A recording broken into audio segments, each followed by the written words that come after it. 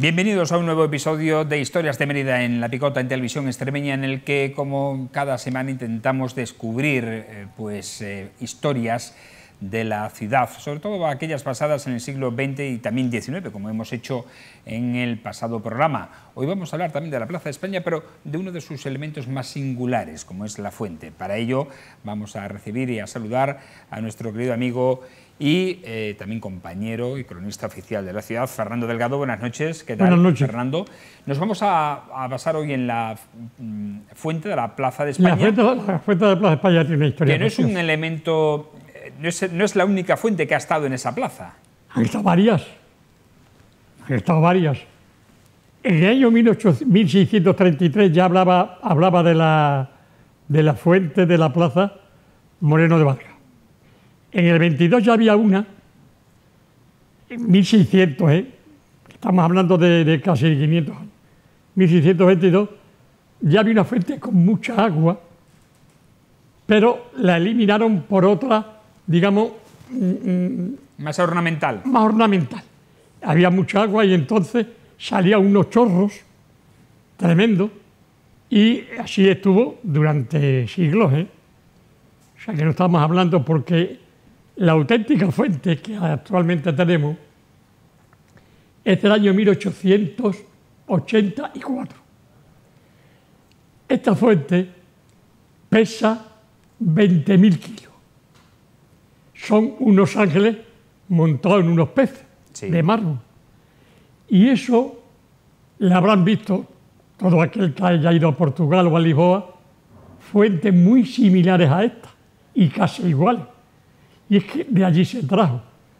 Entonces, es curioso porque había un general, el general Castro, que era el gobernador militar de la provincia de Badajoz, que además, por la causa que sea, era muy querido, quería mucho a Mérida, hasta el punto que vino incluso a inaugurar la Plaza de Abasto de esta época, que ya hablaremos de ella también. La Plaza de Abasto, que ya no es Plaza de Abasto, la de José María de Calatrava. Y el general Castro regaló la fuente a Mérida, la compró él, y se fue a Lisboa y al taller de los hermanos, así se llamaba, la compró.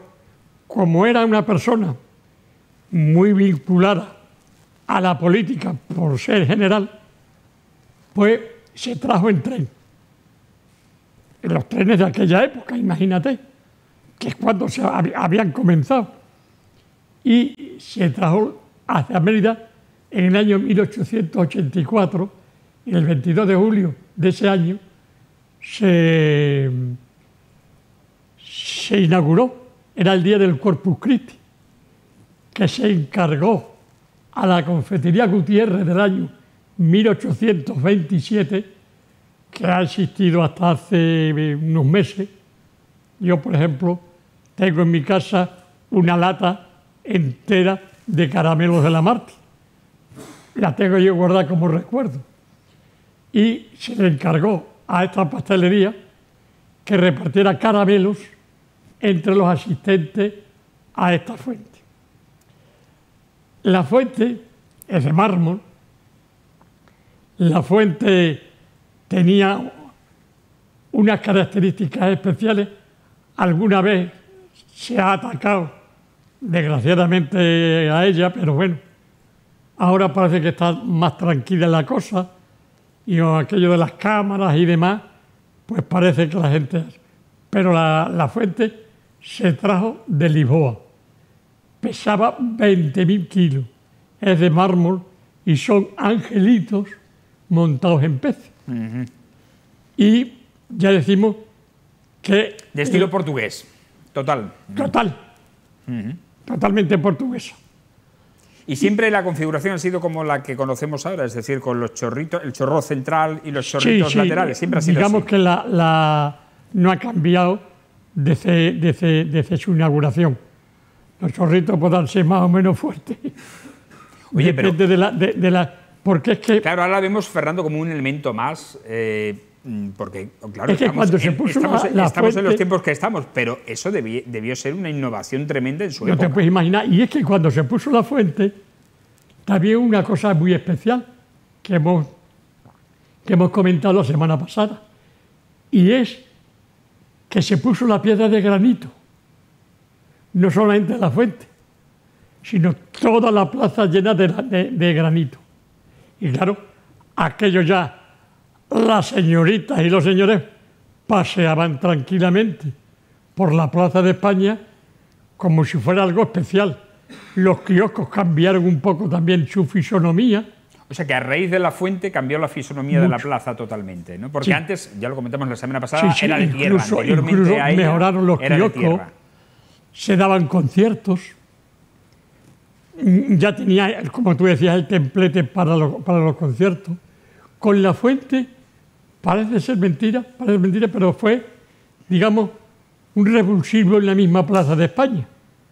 Como era tan bonita, pues la gente venía a verla y venía a estar y a contemplarla. Y alrededor de la fuente, pues se pasaban los chicos y las chicas, pero curiosamente siempre lo digo lo mismo. La gente siempre, cuando iba a la Plaza de España, es como si fuera algo especial. Iban siempre muy bien vestidos. Y sobre todo, cuando los domingos salían de la iglesia de Santa María la Mayor, de la misa de 12, donde se daban las vueltas. Porque en aquella época las iglesias y las misas jamás se hacían por la tarde. Eran todas por la mañana. Siempre por la mañana había una misa que se llamaba la misa del alba, que era a las 7 de la mañana. Después era la misa de las 9 y la grande era a las 12. Ajá. Fernando, digamos que la misa del alba ¿tienes una idea? Era las que, perdona, sí. La misa del alba era las que iban, digamos, las muchachas de servir principalmente. Porque todo el mundo iba a misa. Y eran las muchachas de servir para poder seguir trabajando y se levantaban muy temprano para eso, para la misa. Para ir a misa. Te iba a decir, ¿tienes una idea del coste que supuso esta fuente para el ayuntamiento? ¿No? ¿No está documentado? El general Castro la pagó, ya digo que era un personaje importantísimo en la provincia de Badajoz, pero jamás dio la cifra.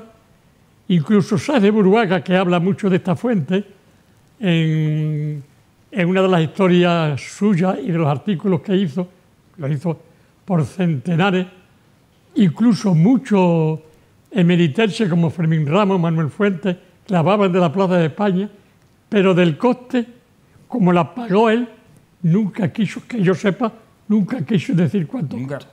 Pero bueno, para aquel pero momento... debió costar caro. Eso iba a decir, para aquel momento debió ser caro. Debió ser caro y además la traída, la puesta, el funcionamiento, debió ser caro, sí. Bueno, pues ahí tenemos una fotografía precisamente de cuando la Plaza de España se podía aparcar alrededor de ella, de la almendra central de la plaza. Hace poco, ¿eh? Hace, ¿cuánto? ¿20 años? ¿25, no? Quizás. Sí, en el año 60 y 70, y en el año 70 y mucho, se daba la vuelta uno a la Plaza de España. Bueno, para decirte que yo, que vivo enfrente de la Asamblea, me iba con el coche a echar la partida al casino, dejaba el coche en la puerta del casino. Yo creo que fue a raíz de la remodelación de los años 90, a final de los años 90. Sí, se remodeló la Plaza de España, los taxistas estaban, bueno, siguen estando allí, ¿no? Ahora en la parte baja, antes estaban en lo que es la China.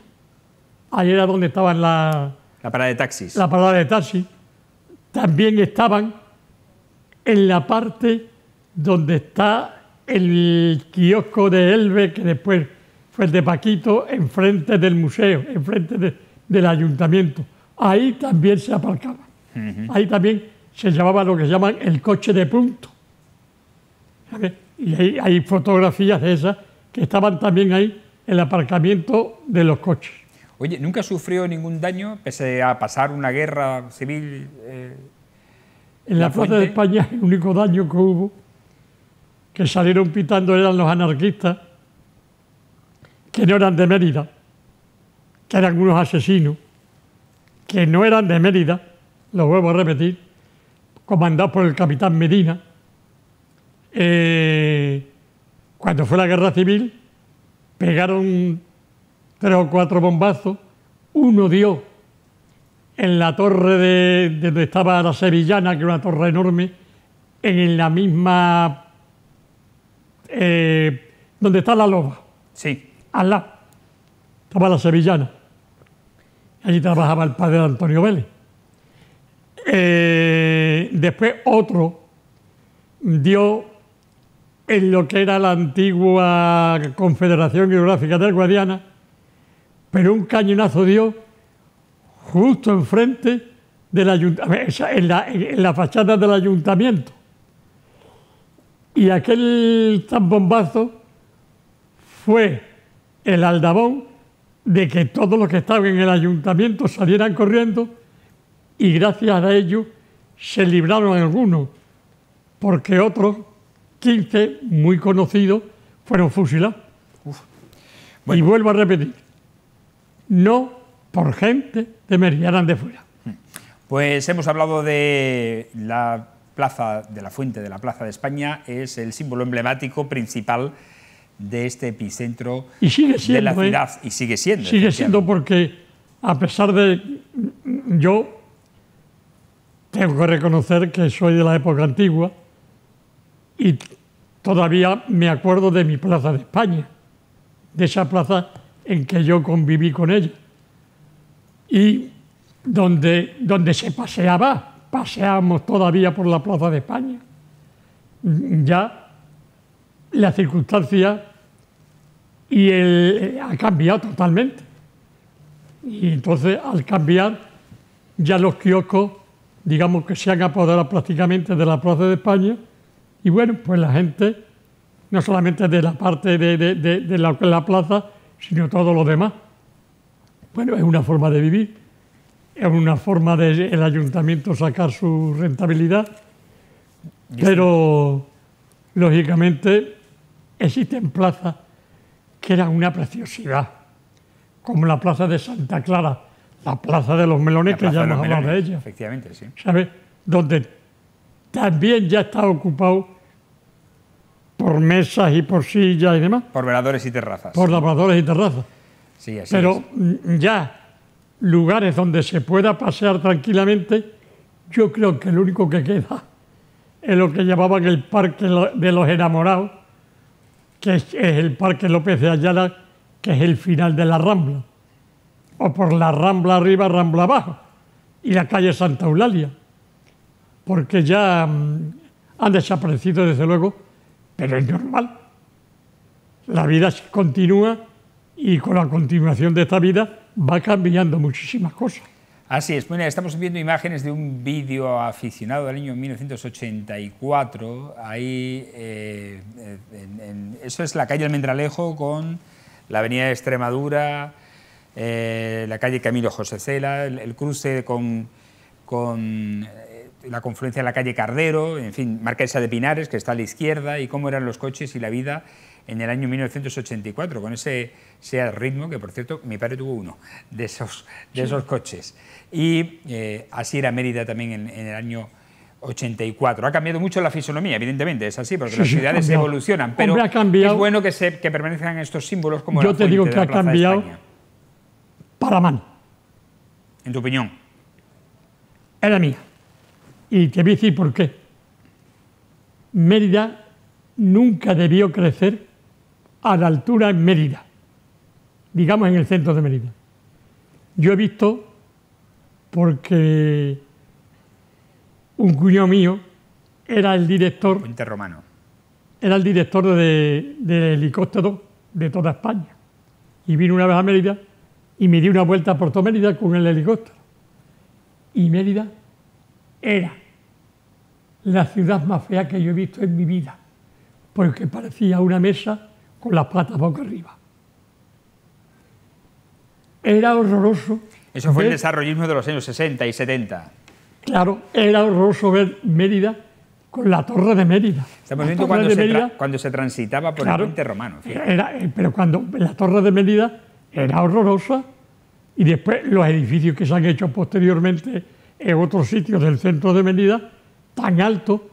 Mérida debió ser una ciudad que no pasara de 3 o 4 alturas y haber crecido fuera de Mérida, fuera o sea, de lo que es actualmente Nueva Ciudad, o la zona sur.